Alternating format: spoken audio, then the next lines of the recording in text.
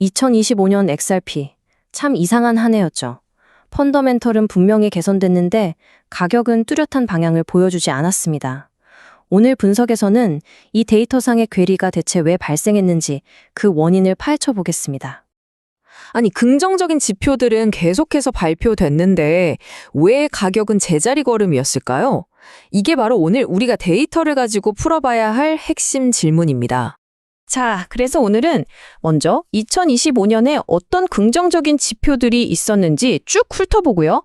그 다음에 왜 가격이 이걸 따라가지 못했는지 원인을 분석해 볼 겁니다. 그리고 나서 2026년을 가늠해 볼 핵심 지표랑 또 우리가 간과해선 안 될 리스크 요인들까지 짚어보겠습니다. 네, 첫 번째 섹션입니다. 2025년 한 해 동안 XRP의 펀더멘털, 그러니까 기초 체력에 어떤 변화가 있었는지 객관적인 데이터들부터 한번 확인해 보죠. 가장 눈에 띄는 변화 역시 규제 분야에서 나왔습니다. 뭐니 해도 가장 큰 건 바로 SEC 소송이었죠. 이게 완전히 해결되면서 XRP를 오랫동안 짓눌렀던 핵심적인 법적 리스크가 사라졌다는 거. 이게 정말 큰 의미가 있었습니다. 그리고 이건 정말 중요한 부분인데 기관 투자자나 저희 같은 개인 투자자들이 XRP에 접근할 수 있는 문이 활짝 열렸습니다. 미국에서 처음으로 현물 ETF가 나왔고 뱅가드 같은 거대 플랫폼에서도 거래가 가능해졌다는 건 말 그대로 잠재적인 시장 참여자 기반이 엄청나게 넓어졌다는 뜻이거든요. 보세요. 출시 첫 달에만 10억 달러가 넘는 돈이 몰렸습니다. 와, 이건 이더리움 다음으로 가장 빠른 ETF 성장세 중 하나였어요.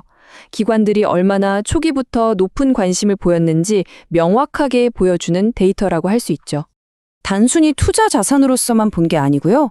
XRP 레저가 실제로 어떻게 쓰이는지 그 사용 사례도 크게 늘었습니다. 특히 리플의 자체 스테이블 코인이죠. RLUSD가 꽤 성장했고 또 ODL이라고 하는 국경 간 송금 솔루션의 결제량도 꾸준히 늘면서 네트워크가 정말로 유용하게 쓰이고 있다는 걸 증명했습니다. 마지막으로 거시경제 환경도 나쁘지 않았습니다. 미 연준이 금리를 3번이나 내렸잖아요. 이건 시장에 돈이 많이 풀렸다는 뜻이고 역사적으로 보면 이런 유동성은 암호화폐 같은 자산으로 흘러 들어가는 경향이 뚜렷했죠. 자, 지금까지 보면 펀더멘털은 정말 탄탄하게 좋아졌습니다. 그런데 말이죠. 가격은 전혀 다른 길을 갔어요. 여기서부터 이야기가 좀 복잡해집니다. 한쪽에서는 이렇게 좋은 소식이 많은데 당연히 올라야지 하는 기대가 있었고 다른 한쪽에서는 완전히 딴판인 가격 차치가 있었던 거죠. 이 둘 사이의 엄청난 간극, 이걸 바로 저희가 대단절 현상이라고 부르는 겁니다. 이 가격 괴리가 그냥 차트 위의 숫자에 그친 게 아닙니다. 실제 투자자들한테는 직접적인 타격이었죠. 2025년 말이 되니까 XRP를 들고 있는 사람 셋 중 1명 이상, 그러니까 37%가 손실 상태에 있었다는 데이터가 나왔습니다. 그렇다면 이건 그냥 우연이었을까요? 아니었습니다. 분석가들은 가격 상승을 억누른 3가지 구조적인 요인이 있었다고 보고 있습니다. 이 3가지 요인을 좀 더 쉽게 풀어보면요. 첫째, ETF로 들어온 돈은 시장에서 막 사들이는 게 아니라 조용히 장외 거래로 매집되면서 가격을 확 끌어올리진 못했다는 거고요. 둘째, 가격이 좀 오르려고 하면 고점에서 물렸던 사람들의 손절 물량, 그리고 일찍 들어온 고래들의 차익 실현 물량이 계속 쏟아져 나오면서 상승분을 다 흡수해버렸다는 겁니다.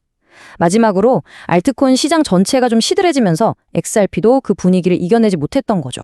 이런 상황이 결국 2026년으로 그대로 이어졌습니다.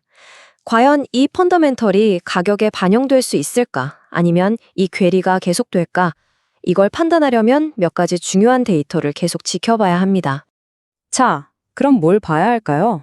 2026년의 상황을 객관적으로 파악하는 데 도움이 될 5가지 핵심 데이터 지표를 알려드리겠습니다. 이 중에서 정말 중요한 개념 중 하나가 바로 공급 압박이라는 겁니다.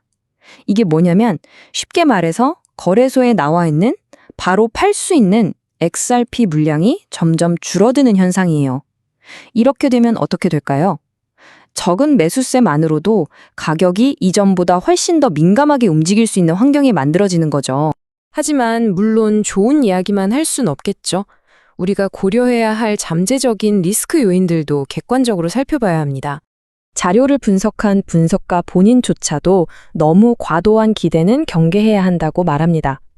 589달러 같은 이론은 너무 투기적이다. 8달러만 가도 엄청난 성공이다. 라고 말할 정도니까요. 현실적인 눈높이가 필요하다는 거죠. 결국 긍정적인 지표들이 생각대로 움직여주지 않을 경우 가격이 더 떨어질 수도 있다는 가능성, 그리고 예상치 못한 규제가 또 나올 수도 있다는 점, 또 거시 경제가 갑자기 안 좋아질 수 있다는 것, 이런 것들이 여전히 리스크로 남아있다고 봐야 합니다. 결국 이 모든 데이터는 우리에게 하나의 큰 질문을 던집니다. 2020년 펀더멘탈과 가격 사이에 벌어진 이 엄청난 간극은 과연 좁혀질 수 있을까요?